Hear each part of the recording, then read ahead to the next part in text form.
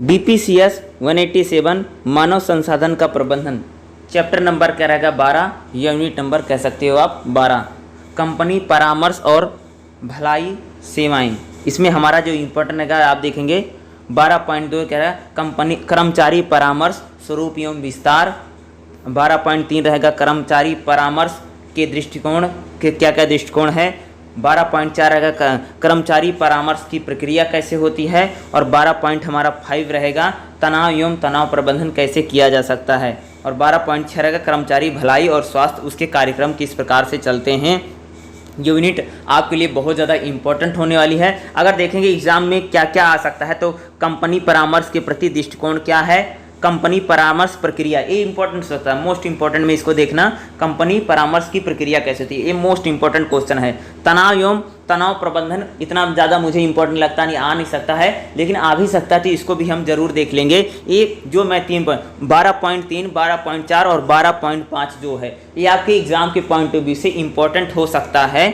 ये जरूर, ये 3 पॉइंट इंपॉर्टेंट है। वैसे तो सभी को हम देखने की कोशिश करेंगे, लेकिन ये 3 पॉइंट आपके लिए बता रहा हूँ एग्जाम की दृष्टि से बहुत ही ज़्यादा महत्वपूर्ण है। ठीक है, चलिए हम इसको शुरू करते हैं, क्लास को स्टार्ट करते हैं। तो सबसे पहले देखते हैं कि 12.2 को देखते हैं, कर्मचारी परामर्श का स्वरूप एवं विस्तार। देखो, परामर्श किसी विशेषज्ञ और सहायता चाहने वाले व्यक्तियों के बीच वैज्ञानिक एवं सुव्यवस्थित अंतरक्रिया। यानी परामर्श क्या होता है, किसी विशेषज्ञ यानी कोई कोई विशेषज्ञ है, जैसे कोई किसी चीज़ में स्पेशलिस्ट है जिसे हम विशेषज्ञ बोलते हैं, कोई सहायता चाहने वाला व्यक्ति जो है उसके बीच क्या होता है, मनोवैज्ञानिक और सुव्यवस्थित अंतरक्रिया होती है। इसमें 2 मुख्य पक्ष होते हैं, एक विशेषज्ञ और दूसरा वह जो किसी समस्या का समाधान चाह रहा है। यानी परामर्श में क्या होता है, जैसे भैया कि मैं आपको बता दूं, जैसे कई बार हम लोग मेडिकल में जाते हैं तो जैसे डॉक्टर रहता है, तो डॉक्टर क्या है, विशेषज्ञ है। हम लोग क्या है कि जैसे हमें खांसी है, जुकाम है, बुखार है, जैसे हम लोग मेडिकल में जाते हैं तो हम क्या कहें, वहाँ पर लिखा रहता है परामर्श। एक मेडिकल में अगर आप जाओगे, किसी भी सरकारी अस्पताल में जाओगे तो वहाँ पर लिखा रहेगा OPD को परामर्श बोला जाता है, यानी डॉक्टरी परामर्श। तो एक प्रकार से कह रहे हैं कि जब हम किसी प्रकार की सहायता लेते हैं किसी विशेषज्ञ के द्वारा, चाहे आप स्वास्थ्य सहायता लीजिए या किसी प्रकार की सहायता लीजिए, उसको हम परामर्श ही बोला, यानी हम सलाह ले रहे हैं किसी विशेषज्ञ के द्वारा जिसको समस्या है। यानी इसमें 2 व्यक्ति क्या है, बहुत ज़्यादा इंपॉर्टेंट है। विशेषज्ञ उस दूसरे व्यक्ति के उसके समक्ष समस्या को पर्याप्त रूप से समझता है और उसका सामना करने के लिए उपयुक्त हो सकने वाले समाधान निकालने का प्रयास करता है। यानी जब कोई व्यक्ति परामर्श लेने के लिए विशेषज्ञ के पास जाता है तो जो विशेषज्ञ होता है, जो स्पेशलिस्ट होता है, वो क्या करता है कि जो समस्या है, समस्या को समझता है और समस्या का समाधान निकालने का प्रयास किया जाता है। भैया कि जो समस्या का समाधान कैसे किया। मान लो अगर आपको बुखार है तो आप अगर मेडिकल में जाते हैं, डॉक्टर के पास जाते हैं, तो डॉक्टर आपको भाई पूछेगा बुखार कब आया, कैसे आया, सारी चीज़ जानेगा, फिर उसके बाद क्या देगा, आपको सलाह देगा। तो उसी प्रकार से हम यहाँ पर कंपनी के बारे में बात करें, कोई हमारा संगठन होता है, वहाँ पर परामर्श कैसे लिया जाता, तो वहाँ पर कई बार हो सकता है भाई मेरे छोटा अधिकारी बड़े अधिकारी से सलाह ले सकता है, या बड़ा अधिकारी किसी और से सलाह ले सकता है। तो वहाँ पर किस प्रकार से परामर्श लिए जाते हैं। परामर्श केवल सलाह देना नहीं होता, बल्कि एक सहायक वातावरण का निर्माण। नहीं, परामर्श केवल मतलब है नहीं कि सलाह लेना या राय मशवरा करना है, सलाह लेना ही होता, बल्कि एक सहायक वातावरण का निर्माण करना भी हम परामर्श बोलते हैं, जिसमें समस्या से जूझ रहा व्यक्ति क्या करता है, सही प्रकार से समस्या का सामना, जो व्यक्ति समस्या का सामना कर रहा है वह समस्या का सामना अच्छे ढंग से कर सके, इसके लिए परामर्श लेना बहुत सही रहता है। परामर्श संवाद भी हो सकता है, यानी परामर्श में कई बार क्या संवाद यानी बातचीत भी हो सकती है, जिसमें परामर्शदाता तो एक विशेषज्ञ होता है जो गुण दोष विवेचना के लिए मार्गदर्शन चाहने वाले के लिए किसी प्रकार की सहायता करता है। कई बार होता है जो परामर्शदाता होता है, जो परामर्श देता, परामर्शदाता जो है, जो सलाह देता है, वह कई बार क्या होता है, उसके जरिए हम क्या गुण दोषों यानी संवाद से भी हम संवाद स्थापित करके भी समस्या का समाधान कर सकते हैं, या हमें किसी प्रकार की समस्या है तो उसका समस्या का समाधान हो सकता है। इस सारे क्रम में परामर्श पाने वाले के लिए एक प्रकार का मार्गदर्शन किया जाता है। यानी सारे जो कार्यक्रम होते हैं उसमें जो परामर्श पाने वाला जो व्यक्ति होता है, जो कह सकते हैं जिसको परामर्श लेना है, उसका मार्गदर्शन किया जाता है। वह उस टकराव एवं तनाव को कैसे बच सके।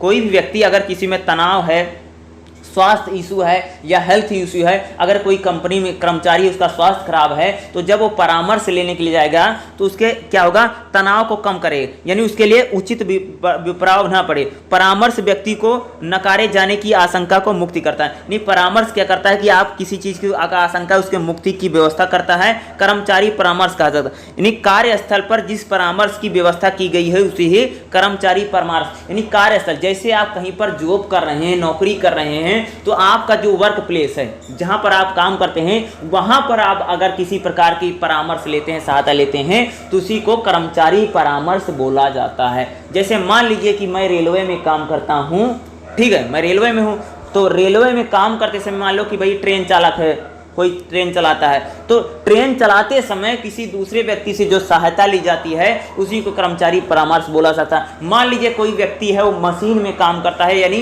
किसी कंपनी में काम करता है, मशीन चलाता है, तो मशीन को चलाने के लिए भी परामर्श लिया जाता है, उसी को कर्मचारी परामर्श बोलते हैं। जैसे मैं ये बोला कि भैया कोई बीमार हो जाता है, डॉक्टरी परामर्श, स्वास्थ्य परामर्श लेता है, यानी स्वास्थ्य सलाह लेता है, डॉक्टर के पास जाकर के मेडिकल में दिखाएगा। यानी कर्मचारी परामर्श का मतलब होता है कि जब हम जहां पर नौकरी करते रहते हैं, हमारा जो कार्यस्थल है, यानी हमारा जो वर्क प्लेस है, जब हम वहां पर किसी प्रकार के अन्य व्यक्ति से कोई सलाह लेते हैं, राय मशवरा करते हैं या किसी से कोई सुझाव लेते हैं, तो उसको हम क्या कर्मचारी परामर्श के रूप में जानते हैं, या कर्मचारी परामर्श उसको कहा जाता है। इस कर्मचारी परामर्श से व्यवहारात्मक परिवर्तन तुरंत, यानी कर्मचारी परामर्श से क्या होता है कि हम कोई भी निर्णय तुरंत ले सकते हैं तथा संबंधों की स्थापना, यानी जो कंपनी परामर्श होता है उससे क्या होता है कि हमारे व्यवहार में परिवर्तन आता है। अब जब हम किसी व्यक्ति से परामर्श लेंगे तो हमारे व्यवहार में परिवर्तन आएगा, या हमें तुरंत निर्णय लेने की प्रक्रिया हमें विकसित होगी, या हमारे जो संबंध होंगे वह बेहतर बनने में योगदान मिलता है। यह एक सकारात्मक स्थिति का निर्माण करता है, यानी परामर्श क्या करता है, एक कर्मचारी में सकारात्मक स्थिति को लाता है, जिससे उत्पादकता में, यानी अगर भाई कंपनी में अगर कोई एम्प्लॉय काम कर रहा है, कर्मचारी काम कर रहा है, अगर वह समय समय पर परामर्श लेगा, दूसरे से सलाह लेगा, तो भाई अच्छा काम करेगा।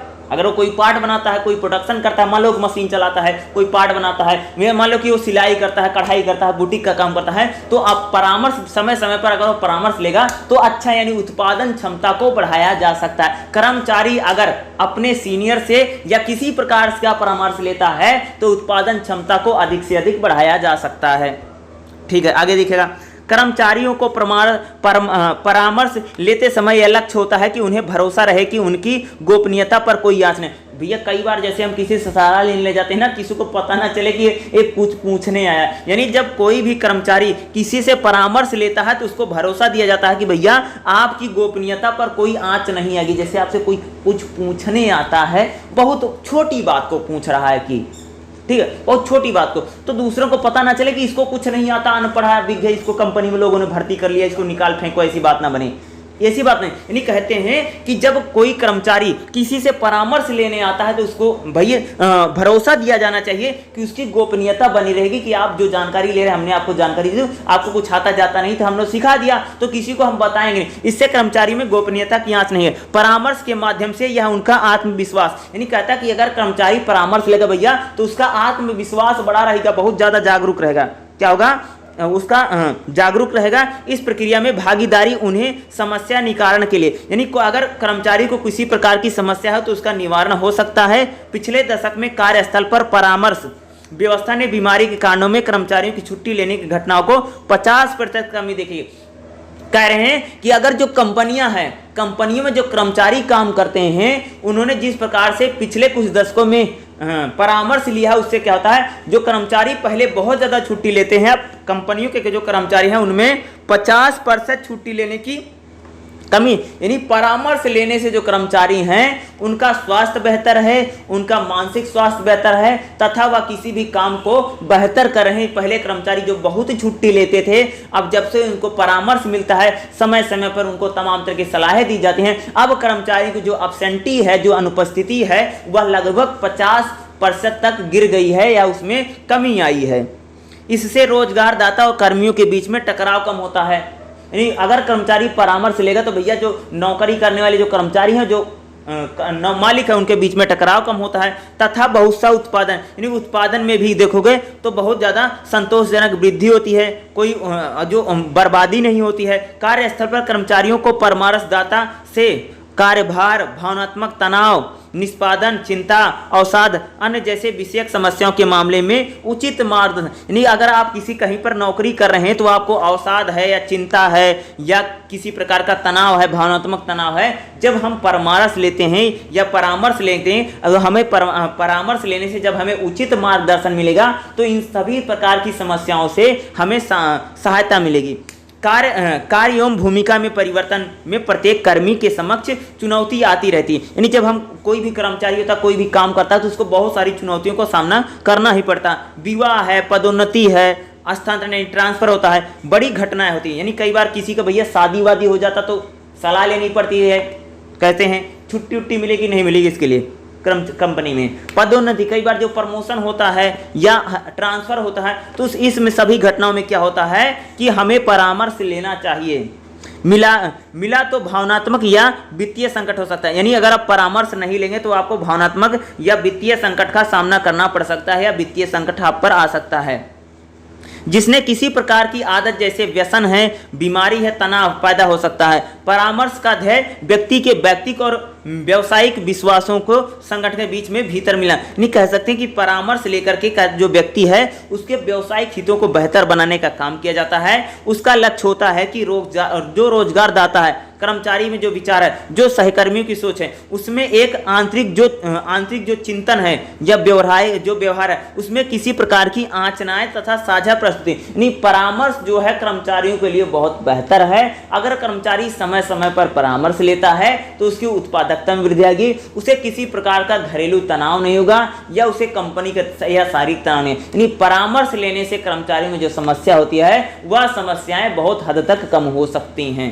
ठीक है, आज कर्मचारियों को निरंतर समय के अभाव तथा कार्य के दबाव का सामना, आज क्या भैया, आज कहीं पर नौकरी करते हैं तो बहुत ज़्यादा समय का और कार्य का दबाव सब पे बना हुआ है। भाई समय कम है, काम बहुत ज़्यादा मिलता है कंपनियों में, यह कह सकते हैं कि हर जगह पर परिस्थिति ऐसे है। परामर्श उन्हें निष्पादन और अन्य मुद्दों पर नए तरीकों से सोचें, यानी अगर कोई परामर्श लेता है तो उसका समय प्रबंधन कैसे करे या अपने काम का बोझा कैसे कम करे, इसके लिए वह क्या कर सकता है, परामर्श ले सकता है और अपनी कई सारी कामों में सहायता उसको मिल सकती है। कई बार व्यक्तिगत एवं सामाजिक जरूरतों को पूरा नहीं हो पाने पर क्षोभ, बेचैनी, तनाव हो सकता है। कई बार जैसे हमारे काम नहीं होते हैं, हमें गुस्सा बहुत ज़्यादा, क्षोभ आता है या हमें तनाव बहुत ज़्यादा, इस सभी अकेलापन है किसी परिजन की, कई बार जैसे हमें अकेलापन होता है, कई बार किसी हमारे घर के परिजन का कोई गुजर गया है या दुख होता है या अनजान स्थान पर हस्तांतरित हो जाते हैं, तो इस सभी प्रकार के तनाव से बचने के लिए अगर हम परामर्श लेते हैं तो परामर्श हमारा क्या होगा, काफ़ी हमारी सहायता। कई बार कर्मचारी को भाई मेरे ट्रांसफ़र हो जाता तो जहाँ पर दूसरी जगह थे उनको अच्छा नहीं लगता, कई बार घर में कोई माहौल है या दुख की स्थिति है, तो इन सभी परिस्थिति में अगर कर्मचारी परामर्श लेगा तो उसकी जो समस्या होगी वह समस्या काफी कम हो सकती है या उतनी समस्या का सामना उसको करना नहीं पड़ेगा जितने उसको समस्या का सामना करना पड़ रहा है। कर्मचारियों को ऐसी गंभीर परिस्थिति से निकालने में संगठन को व्यावसायिक परामर्श देना चाहिए, यानी कर्मचारियों को अगर कोई समस्या है तो कंपनी को क्या करें, कर्मचारियों को व्यावसायिक परामर्श देने के लिए बहुत ज़्यादा जरूरत है, यानी कंपनी में कर्मचारियों को व्यावसायिक परामर्श मिलना ही चाहिए। अपनी समस्याओं को अलग परिप्रेक्ष्य में समझ कर लेने से अलग समाधान खोजने, यानी कहते हैं कि अगर कंपनी में कर्मचारी को परामर्श मिलेगा तो अपनी समस्या का समाधान स्वयं कर लेंगे। संगठन में परामर्श सेवा की उपलब्धता इस बात की सूचक है कि संगठन अपने कर्मचारियों का कितना ध्यान है। अगर किसी संगठन में, किसी कंपनी में, किसी संगठन में अगर वहां पर परामर्श दिया जाता कर्मचारियों को तो इससे पता चलता जो संगठन है वह अपने कर्मचारियों को लेकर के कितना सजग है या उनके बारे में कितना अच्छा और कितना बेहतर सोचता है। यह कर्मचारियों के दिल जीत कर, नहीं कहते हैं, यह कर्मचारियों को दिल जीत कर अत्यंत संगठन अपने हितों का साथ, नहीं कह सकते कि जो संगठन कर्मचारी को परामर्श देता है इससे जो कर्मचारी वो बहुत खुश होता है और इससे क्या कोई भी संगठन अपने कर्मचारियों दिल जीत सकता है और अपने लिए अच्छा है, अपने उत्पादक प्रोडक्टिविटी में बेहतर कर सकता है। किसी संगठन में परिवेश में इस प्रकार के, यानी जो परामर्श होते हैं वह कितने प्रकार के परामर्श होते हैं। पहला भाई शैक्षिक परामर्श होता है। देखो इसका संबंध व्यक्तियों को शिक्षा प्राप्ति की योजनाओं को सुझाकर उन्हें विशेषज्ञ का प्रमाण पत्र अर्जित करने करता है। मान ले कोई व्यक्ति एक संगठन में न्यूनतम स्तर पर न्यूनतम शिक्षा के साथ शामिल हुआ है। अच्छे कौशल से संपन्न कर्मी उसे सदैव संगठन के लिए लाभ अर्जित करते हैं। अतः परामर्शदाता उसे यह कार्य होता है कि ऐसे कर्मियों को अपनी संभावित क्षमता मुखर करने में सहायता करें। संगठन में शैक्षिक परामर्श कर्मियों को प्रशिक्षण और शिक्षण कार्यक्रम में विषयों में बता करके उन्हें जीवन वृत्ति में नहीं कह सकते कि जब मान लीजिए आप किसी कंपनी में गए हो, आप बहुत कम पढ़ लिख करके गए हो, तो वहां पर अगर आपको कंपनी में भैया कोई बताएगा थोड़ा पढ़ लिख लो या आओगे तो थोड़ा तुम्हारी पोस्ट बढ़ जाएगी, तुम्हारी सैलरी वैलरी बढ़ जाएगी। यानी कंपनियों में अगर देखोगे यानी कह सकते हैं कि शैक्षिक परामर्श जो है वो बहुत ज़्यादा लाभदायक है। यानी कंपनियों की अगर बात करें ह्यूमन रिसोर्स की अगर बात करें तो वहाँ पर जो शैक्षिक परामर्श है वो बहुत ही ज़्यादा महत्वपूर्ण होता है। जीवन वृत्ति परामर्श क्या होता है? यह व्यक्तियों के जीवन में वृत्ति चित्र का निर्धारण बना सकता है। एक संगठन के साथ जुड़ने के बाद कोई व्यक्ति उसके भीतर उसमें इष्टतम वृद्धि या तरक्की की चाहत होती है। संगठन की पदोन्नति समृद्धि उसकी योजनाएं पृथक होती हैं। कुछ स्थानों पर तो उसकी जानकारी प्रबंधकों या संबंध अधिकारियों की पर रहती है। वर्तमान कर्मियों की अलग अलग सापेन में परीक्षा होती है और उन्हें नई चुनौती को स्वीकार पर परामर्श। यानी कहते हैं कि जब कंपनी में लोगों को अलग अलग परीक्षाएं देनी पड़ती है, अलग अलग चीज़ें, तो वहाँ पर अगर वो किसी प्रकार का परामर्श लेते हैं तो उनका जो जीवन वृत्ति है उसमें एक बड़ा परिवर्तन हो सकता है। यानी हर समय पर परामर्श लेना चाहिए हमारे किसी प्रकार की अगर समस्या का सामना करना पड़ता है तो। टकराव की स्थिति में परामर्श कैसे लें? भाई लड़ाई झगड़े में या संगठन में सहकर्मियों की समाधान खोजने पर केंद्रित होता है। किसी भी विविधतापूर्ण श्रम वाले तथा जीवन संगठन में असहमति तथा तर्क वितर्क असंभवी है। सहकर्मियों या फिर रोजगारदाता या कर्मियों के बीच टकराव के कारण प्रायः सांस्कृतिक अभिन्नता, भाषाई बाधाएं, व्यक्तिगत अनुभूतियां होती हैं। देखो क्या होता है, कई बार कंपनियों में जो वर्कर है, जो कर्मचारी है, जो मालिक है, उसके बीच में कई बार अंतर विरोध या टकराहट की स्थिति, कई बार कंपनी या प्रोडक्ट कह सकते हैं संगठन में क्या होता है, भाषा को लेकर के या भाषाई या व्यक्ति को कि कई बार वहाँ पर लड़ाई झगड़े होते हैं। तो यहाँ पर कह सकते हैं कि क्या कह रहे हैं कि टकराहट की स्थिति में भी परामर्श बहुत महत्वपूर्ण है। उदाहरण के लिए एक नए कर्मी के लिए नए वातावरण में मुमुख सा होता है। पर्यवेक्षक कार्य के बोझ को दबा होता है। नए व्यक्ति को लगता है कि पर्यवेक्षक जानबूझकर उसे कठिन कार्य से नहीं समझा रहा। दूसरी ओर पर्यवेक्षक पहले से आए नए कर्मी की अयोग्य तथा अनावश्यक मांगे करने वाला माने हो सकता है। परामर्श दोनों को ही कहानी का दूसरा पक्ष भली भांति समझाने में सहायता कर सकता है ताकि वह समस्याएं सुलझाने पर अधिक ध्यान न देकर के एक अच्छे कार्यदल के निर्माण कर सके। अगला जो मानसिक स्वास्थ्य परामर्श क्या होता है? अनेक प्रकार के मनोवैज्ञानिक संकटों की दशा में आवश्यक होता है। संगठन में कर्मियों को समय समय पर बोध, व्यवहार और भावनात्मक प्रश्नों की एक ऐसी चुनौतियां झेल रहे हैं जो कुछ समय में असक्षम का सृजन करते हैं। आंतरिक शांति, व्यक्तिगत जीवन संकट पैदा हो जाता है। यह देखने में बहुत उत्सुकतापूर्ण लगता है कि रोजगार मिलते हैं, किसी का विवाह भी हो सकता है और उसका किसी नए स्थान पर हस्तांतरण हो सकता है, किंतु वास्तव में यह एक साथ अनेक चुनौतियों का सामना होता है जहां प्रत्येक नए कारक या घटना भर के हंसते हंसते स्वीकार कर। क्या होता है कई बार, जैसे मान लीजिए होता है कि जैसे किसी की नौकरी लग जाती है ना, उसकी शादी बहुत जल्दी हो जाता है, नौकरी लगते ही शादी हो जाती है तो उसका स्थान भी बदल जाता है। तो क्या होता है कि मानसिक रूप से कई बार व्यक्ति पीड़ित हो सकता है। भैया घर बदल गया है, शादी हो गई, एक नया माहौल है, नई चीज़ हो जाती है, या नौकरी में कई बार जब हस्तांतरण हो जाता है तो मानसिक रूप से उसको समस्या होती है। तो मानसिक समस्या होने पर कर्मचारी जो होगा अगर वह परामर्श लेगा तो उसके लिए क्या होगा, बहुत ज़्यादा अच्छा होगा या बहुत ही ज़्यादा लाभदायक हो सकता है। पुनर्वास परामर्श देखो, यह उन व्यक्तियों को केंद्रित करता है जो कल्पीय बाधित के कारण अपने व्यक्तिगत, व्यवसायिक तथा आधारभूत जीवन में विषयक लक्ष्यों की सिद्धि में विफल हो गए हैं। किसी भी संगठन में कुछ कर्मी भौतिक तथा सामाजिक बाधाओं से दो चार होते हैं। कभी तो उन्हें विचित्र या पूर्ण अपरिचित स्थानों पर ही भेज दिया जाता है। कुछ भारी मशीनों का प्रयोग करने वाले उद्योगों में दुर्घटनाओं की आशंका होती है। उनके कर्मचारी, यानी कहते हैं कि कई बार जो कर्मचारियों को अलग अलग नए नए स्थानों पर भेज दिया जाता है या उनको कठिन काम कर दिया जाता है, उसके लिए उनको पुनर्वास परामर्श, यानी कई बार जैसे आप किसी कंपनी में काम करोगे तो कंपनी आपको क्या करेगी, नई कंपनी भेज देगी या कहीं और भेज देगी, तो वहां पर पुनर्वास, यानी जब आप नए स्थान पर जाते हैं तो नए स्थान पर खुद को कैसे अर्जित करें, यानी पुनर्वास, यानी एक स्थान से दूसरे स्थान पर जाते हैं नौकरी की तलाश में, जॉब की तलाश में। बहुत सारे लोग क्या होता है, जैसे आप किसी एक कंपनी में काम करोगे तो कंपनी क्या करेगी, तुमको दूसरी जगह पर भेज देगी, तो वह दूसरी जगह पर जो गया है तो आपको क्या होगा, आपका पुनर्वास, यानी एक स्थान से आप दूसरे स्थान पर चले गए, तो वहां पर आप कैसे रहोगे, कैसे एडजस्ट करोगे, इसके लिए भी परामर्श लेना, बहुत सलाह लेकर के हम समस्याओं को कम कर सकते हैं। संबंध विषयक परामर्श क्या होता है, अगला हमारा क्या, संबंध विषयक।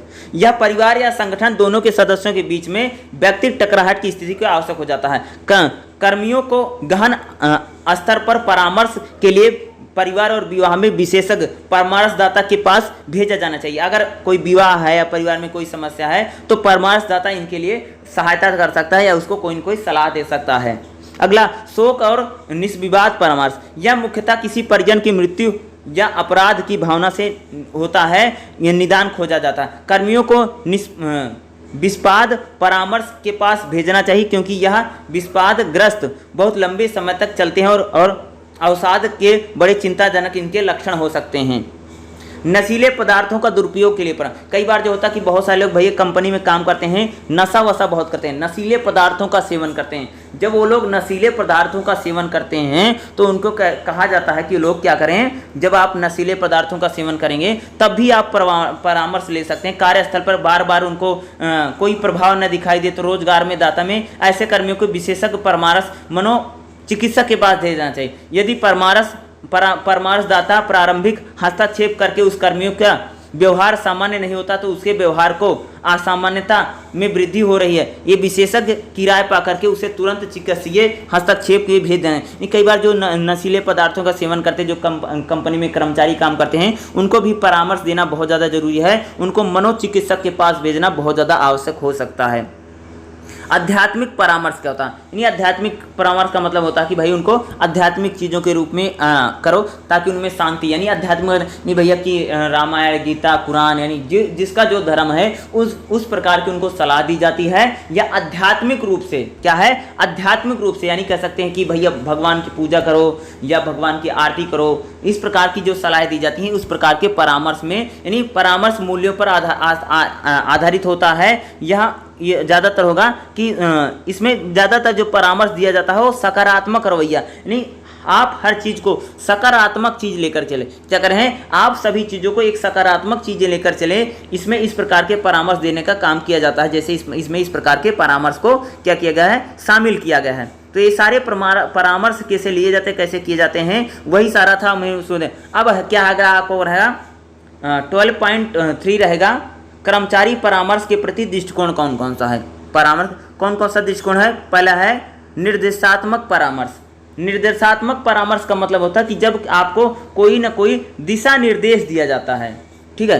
निर्देशात्मक परामर्श जब आपको कोई कंपनी में अगर आप काम करते हो कोई ना कोई आपको क्या होगा, दिशा निर्देश दिया कि आपको कैसे काम करना है कैसे काम नहीं करना है, इसको क्या बोलते हैं, निर्देशात्मक परामर्श, ठीक है। यह अंतर क्रिया दिशा निर्देशित नहीं होती, फिर भी परामर्श ऐसे वैज्ञानिक तथा व्यवस्थित रूप में परामर्श देता है तो किसी निष्कर्ष पर पहुंच सके। संगठनों में कर्मचारियों की ऐसी दशाओं में जहां किसी प्रश्न पर सविस्तार विचार कर निदान करने की आवश्यकता होती है, परामर्शदाता से मिलने की सलाह दी जाती है। कर्मचारियों को समस्या को किसी पक्ष के रूप में किसी रचनात्मक समाधान करने के लिए सहमत बनाया जाए। उदाहरण के लिए से किसी संगठन में एक कर्मी अपने जीवन वृत्ति में अलग उच्चतम पदनाम पाने की अभिलाषी है तो किंतु उसकी योग्यता उक्त पद के लिए पर्याप्त नहीं है। नहीं कहता कई बार जो होता है भैया कि हम बड़ी नौकरी चाहते हैं या बड़े पद पर जाना चाहते हैं लेकिन हम में योग्यता नहीं है, उस योग्यता को जगाने के लिए क्या होता है, निर्देशात्मक परामर्श दिया जाता है। मान लो कि तुम एक किसी कंपनी में इंजीनियर की पोस्ट पर काम करते हो,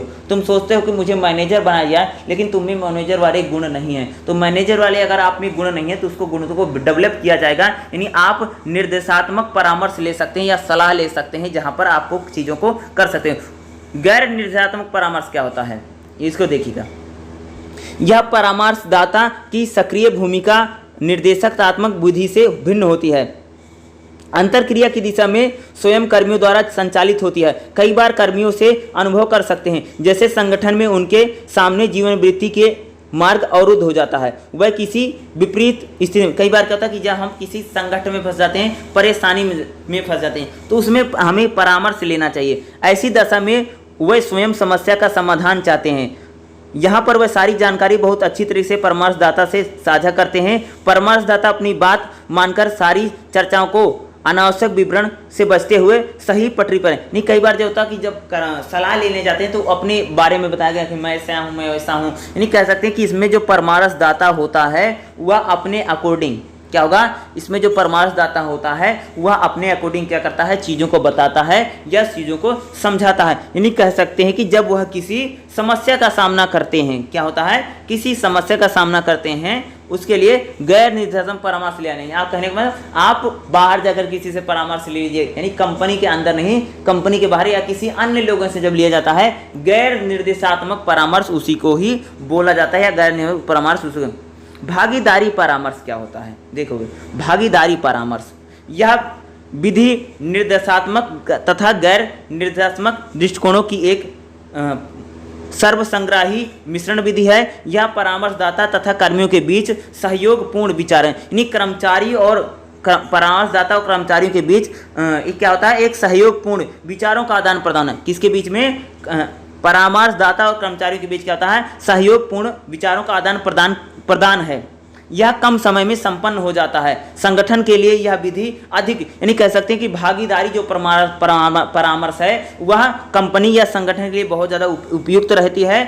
कर्मी परामर्श प्राप्ति के लिए अधिक उत्साहित नहीं होते हैं। अधिक महत्वपूर्ण बात यह है कि अधिक स्वतंत्रता प्रकृति में कर्मी परामर्शदाता के पास भेजा जाना एक कृपापूर्ण कार्य नहीं मानते हैं। कितने ही इसीलिए परामर्श हेतु नहीं जाते हैं कि कहीं सहकर्मी उनका मजाक ना बनाए, भागीदारी परामर्श मजाक ना बना दे भैया। इसलिए इस विधि को भी पूर्ववर्ती उदाहरणों में सही समझने का प्रयास करें। यह संगठन को पहले कर्मचारियों की आंतरिक विकास या जीवन वृत्ति को बताता है, यानी कर्मचारियों में कैसे विकास होगा, जीवन वृत्ति है उसको बताता है। यानी भागीदारी परामर्श जो होता है वह लगभग जो कर्मचारी होते हैं इस प्रकार का जो परामर्श होता है उस परामर्श को लेने से कई बार बचते हैं या कई बार कतराते हैं। इस प्रकार का वह परामर्श लेने से कई बार हिचकते हैं, उनको इस प्रकार का परामर्श लेने में कई बार नहीं मन करता भागीदारी परामर्श को, उनको लगता है शर्म आती है इस प्रकार के परामर्श।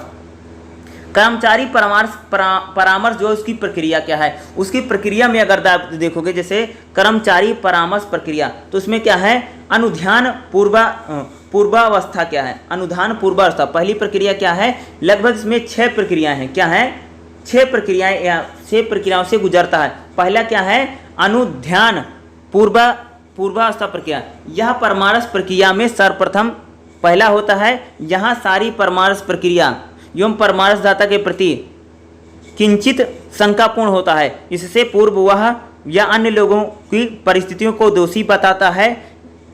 यहीं से सोच रहा होता कि आखिर क्या समस्या हो गई है, क्या यह संभव कि उसे इस विषय में कुछ भी ज्ञान नहीं होता, उसे परामर्शदाता के पास भेजा क्यों गया है। यह परामर्शदाता का श्रेष्ठ स्थिति में आता है। यह एक आशापूर्ण माहौल की रचना करता है तथा कर्मियों का विश्वास जीत सकता है। यह आवश्यक है कि कर्मियों को परामर्शदाता पर भरोसा हो जाए। नहीं कह सकते कि कर्मियों को क्या होता है, परामर्शदाता पर भरोसा हो जाए तभी सकारात्मक परिणाम, यानी कह सकते हैं कि जब परामर्शदाता को कर्मियों पर भरोसा हो जाए तभी क्या होता है भैया, सकारात्मक परिणाम। जैसे आप किसी कंपनी में काम करते हो, कंपनी का मालिक आप पे विश्वास करेगा तभी क्या होगा, एक सकारात्मक परिणाम आएगा। यानी कह सकते हैं कि जो आपके यहाँ पर जो लोग काम करते हैं या आपके संगठन में काम करते हैं, अगर आप उन लोगों पर विश्वास करेंगे भैया तभी सकारात्मक परिणाम निकलेगा।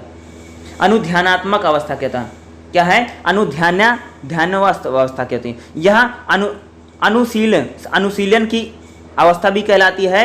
दोनों कर्मियों और परामर्शदाता इस बात को लेकर के आशंकित होते हैं कि दूसरे को जानने समस्या के बारे में क्या पता है। वे एक दूसरे को जानने का प्रयास करते हैं और यह भी स्पष्ट करने लगते हैं कि उनकी एक दूसरे की क्या अपेक्षाएं हैं। परामर्शदाता कर्मियों की विगत एवं वर्तमान समस्याओं तथा उनके जीवन मूल्यों, कार्यों तथा संगठन के प्रति उनकी वरीयता अन्वेषण को स्वतंत्र होता है। इसे सापेन में उन्हें परस्पर महत्वपूर्ण संबंध बनने के कह सकते हैं कि जो कर्मी है और जो परामर्शदाता है वो क्या करता है, मैत्रीपूर्ण संबंध बनाने के लिए क्या करता है, उसको पर्याप्त अवसर मिलता है या पर्याप्त अवसर मिलने के लिए क्या करता है भाई, काम करता है।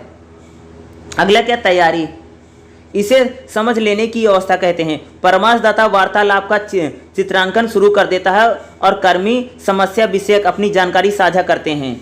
यह निरंतर आवश्यक है। परामर्शदाता सतर्क रहे और बहुत ध्यान से शब्दों को सुनता है। कर्मी भी सच्चाई स्वीकार करते हैं और वास्तविक समस्या का सामना करने के लिए क्या होते हैं, वह कई बार तैयार हो जाते हैं। हस्तक्षेप क्या होता है, देखो हस्तक्षेप में, हस्तक्षेप के लिए परामर्शदाता को धैर्य और कर्मी द्वारा प्रोत्साहन की निरंतर आवश्यकता है। यानी हस्तक्षेप क्या कि हस्तक्षेप लेकर तो जो परामर्शदाता है उसको धैर्य और कर्मी द्वारा प्रोत्साहन की निरंतर जरूरत होती है। किसी भी जल्दबाजी की प्रक्रिया का परिणाम बर्बादी हो सकता है। यानी जब हस्तक्षेप यानी कह सकते हैं जब परामर्श लिया जाए किसी प्रकार की भैया जल्दबाजी ना की जाए। कोई कार्य सुलझाने या सीधा प्रश्न करने पूर्व परामर्शदाता को कर्मियों की भागीदारी के तात्पर्य का आकलन करना चाहिए। कर्मचारियों के संगठन में मान प्रतिष्ठा आत्मानुभूति प्रक्रिया परामर्शदाता की स्वीकार तथा ये बहुत महत्वपूर्ण है। यदि यहाँ पर जल्दबाजी और बहुत दीर्घ सूत्रीय होगी तो सारी प्रक्रिया का सत्य समाप्त हो सकता है तथा व्यवहार में कोई परिवर्तन नहीं आता है। अगला पांचवी जो प्रक्रिया क्या है, अनसाधारण तथा अनुरक्षण क्या होता है। इस सापेन में परामर्शदाता एवं कर्मचारी विकल्पों की खोज आरंभ कर देते हैं और प्रत्येक विकल्प में गुण दोषों का क्या करता है, यानी प्रत्येक जो विकल्प होता है उसमें जो गुण है जो दोष हैं उसको उनका विवेकपूर्ण मूल्यांकन किया जाता है। नहीं सोच समझ करके क्या होगा उसका मूल्यांकन किया जाता है। सभी बातें साझी और समझाई गई होती हैं, सभी योजनाएं निर्धारित और स्वीकार होती हैं, सभी वाचन दिए जा चुके होते हैं और उनकी मूर्ति की अपेक्षा की जाती है। तो यही था। अगला जो रहेगा पार्श्व देखभाल कहते हैं। परामर्शदाता और कर्मियों के बीच दोनों को यह समझ लेना चाहिए कि कुछ परिस्थितियों एवं कारण तो पूर्णतः अपरिहार्य हैं और नहीं कह सकते हैं कि कुछ परिस्थितियां ऐसी होती हैं भैया उनको बदला नहीं जा सकता या उनमें परिवर्तन नहीं किया जा सकता है। अतः संभव कि तनाव को आरंभ करने वाली स्थिति को फिर पैदा हो जाए, हमें फिर पूर्ववत व्यवहार करने का उकसाना लगने। इस प्रकार की अस्थायी कई बार क्या होता है परिवर्तित हो रही व्यवहार की धारणीय तथा व्यवस्थित कर्मी में स्व प्रतिबद्धता पर ही निर्भर कर परामर्श प्रक्रिया का समापन कर्मियों में आत्मबल, यानी परामर्श जो प्रक्रिया होती है भैया उसमें कर्मियों में क्या करता है, उनमें आत्मबल के संचार के साथ होना चाहिए। परामर्श की सफलता इसी बात में होती है, परामर्श अगर सफल होता है परामर्श की सफलता इसी बात में होती है कि दोनों पक्षों को यह भरोसा हो जाता है कि अब कर्मी अपने व्यवहार में स्वतंत्र होगा। यानी इसमें क्या हो जाता है कि भैया परामर्श क्या होता है कि एक प्रकार से कह देता है जो कर्मी है जो है वह अपने आप में अपने व्यवहार में स्वतंत्र है, इस चीज को ये बताता है। ठीक है। तनाव एवं तनाव प्रबंधन, वैसे तो मुझे लगता नहीं तनाव का मैंने और भी कई सारे वीडियो बना रखे हैं, कई सारी चीज़ें मैंने तनाव प्रबंधन के बारे में बता रखा है, तो मुझे लगता नहीं कि आपके लिए तनाव या तनाव प्रबंधन बताना पड़ेगा। तो वैसा भी आज की भाई मैं बता देता हूँ कि आज जो कंपनी है उसमें बहुत ज़्यादा इतना ज़्यादा काम बढ़ गया है, या कह सकते हैं कि आज जो हमारा कह सकते हैं जो संगठन है, जो कंपनी है, जो संस्थान है, वहाँ पर इतना ज़्यादा काम होता है, इतना ज़्यादा ओवरलोड है टाइम कि कर्मचारी को बहुत ज़्यादा तनाव हो रहा है। उनके तनाव होने का कारण क्या है, कंपनी में बहुत ज़्यादा काम मिल जाना, ठीक है, या कंपनी की बहुत ज़्यादा अपेक्षाएं हैं या अतिरिक्त काम दे लेना, ये सारे क्या तनाव के कारण हैं। हमें कंपनी में तनाव का प्रबंधन कैसे किया जाए, तो कंपनी में भी तनाव का प्रबंधन करने के कई सारे उपाय होते हैं, बहुत सारे उपाय होते हैं भाई मेरे तनाव को कम करने के लिए। इसके बहुत सारे उपाय होते हैं, जो उपाय आप इसमें देख भी सकते हैं, आप इसमें लिखा भी होगा किस प्रकार के तनाव होता है या तनाव, उन उपायों को हम कैसे कर सकते हैं, तो यहाँ पर आप देख भी सकते हैं वही सारी चीज़ें। तनाव की पहचान, भैया सबसे पहले तनाव की पहचान कैसे करोगे। तनाव क्या होगा, सिर दर्द रहेगा, नींद नहीं आती है, पेट में अपच रहती, खाना नहीं पचता है। भावनात्मक क्या होगा, अकेलापन लगेगा, क्रोध यानी जिसमें तनाव भैया गुस्सा उस्सा बहुत ज़्यादा आता है, स्मरण शक्ति कई बार घट जाती है, कई बार जब तनाव होता है ना सोच नहीं पाते हैं सोचने, ठीक है। तनाव का आकलन कैसे होगा, यह मूलतः तनावकारी की पहचान होती है। यह वह घटना है जो व्यक्ति के तनाव पैदा करती हैं। किसी संगठन में संस्कृति, जीवन मूल्य, भूमिका, कार्य संबंध तथा व्यक्ति स्तरीय इन बातों को संभाल पाने की क्षमता ही तनाव का मुख्य कारक है। तनाव की सराहना करना, जब यह कहा जाता है कि तनाव को ताकाओं तथा निष्पादन के बीच में विसंगति के प्रति शारीरिक एवं भावनात्मक प्रतिक्रिया मात्र है। तो इसे यह सुझाव मिलता है कि इन दोनों के संतुलन का स्थापना में बहुत सीमा तक तनाव अपरिहार्य है, इलाज कर सकती है। वस्तुतः असंतुलन को दूर करने में नियमित उठाया गया है प्रत्येक कदम तनाव प्रबंधन हेतु सकारात्मक कदम बन सकते हैं। यानी तनाव की सराहना, निगरानी और मूल्यांकन, यानी भाई जैसे तनाव उसकी निगरानी मूल्यांकन करके संगठन के कार्यस्थल पर दुर्घटनाएं एवं बीमारियां तनाव में योगदान करने नहीं कहता। संगठन में अगर दुर्घटनाएं बीमारियां हुई तो तनाव बहुत ज़्यादा बढ़ेगा जो कर्मचारी होगा भाई मेरे, ठीक है। मनोवैज्ञानिक प्रशिक्षण और निरंतर निगरानी तो विशाल श्रम शक्ति को संगठन परिवेश में व्यवहारिक नहीं पाते हैं। तनाव विरोधी प्रयास अनेक बचावकारी कार्यक्रमों में से शामिल। यह गंभीर बीमारी से नहीं कह सकते हैं कि अगर निगरानी की जाएगी और मूल्यांकन किया जाएगा तो आपको किसी प्रकार का तनाव नहीं होगा। यानी संगठन जो होती है, जो कंपनी होती है, जो रिसर्च यूनिट होती हैं, वहाँ पर तनाव को कैसे कम किया जा सकता है, उन सारे तनाव की यहाँ पर बातें करें। वैसे तनाव के बारे में हमने पहले भी बहुत सारे चैप्टरों में आपको तनाव के बारे में बता चुका हूँ, तो वही चीज़ें यहाँ पर आपको बताई गई हैं, वही तनाव पूछा गया है, वही आपका यहाँ पर पूछा गया। तो इसमें जितना इंपॉर्टेंट था मैंने देखो, तनाव को कैसे कम किया जा सकता है। तनाव को भैया प्रमोदन तकनीक होती है। प्रमोदन तकनीक यानी कि जैसे बहुत सारे लोग क्या करते हैं, ऊपर सांस खींचते करना, इससे तनाव कम हो सकता है। बहुत लोग ध्यान मेडिटेशन करते हैं। तनाव को कैसे कम किया जाता है, योगा करके या ये सारी चीज़ योगा करते हैं, मांसपेशियों को खींचने से क्या होता है, तनाव प्रबोधन। दूसरा क्या होती है, ध्यान और मंग। संस्कृत में ध्यान है और इससे क्या होता है, हमारा शरीर साफ। तनाव को कम करने के हमें करना चाहिए ध्यान, यानी मेडिटेशन कर सकते हैं तनाव को कम करने के लिए। दूसरा, तनाव को कम करने के हम क्या कर सकते हैं, योगा कर सकते हैं। योगा करने से भी हमारा क्या होगा, तनाव कम हो सकता है या तनाव में राहत मिल सकती है। दूसरा, तनाव को ठीक करने के लिए तनाव कम कैसे होगा, आपको टाइम मैनेजमेंट यानी समय प्रबंधन। जो व्यक्ति अपने काम को समय से करेगा, सही समय से करेगा, क्या होगा, उसको किसी प्रकार का तनाव, आप सही समय पर अगर अपने सारे कामों को करेंगे तो आपको किसी प्रकार का तनाव नहीं। यानी समय प्रबंधन करके हम अब तनाव प्रबंधन यानी तनाव को कम कर सकते हैं, तनाव को मैनेज किया जा सकता है। अगर आप टाइम मैनेजमेंट करके चलेंगे तो आपको किसी भी प्रकार का तनाव नहीं होगा। समय प्रबंधन आपके लिए बहुत ज़्यादा इंपॉर्टेंट है।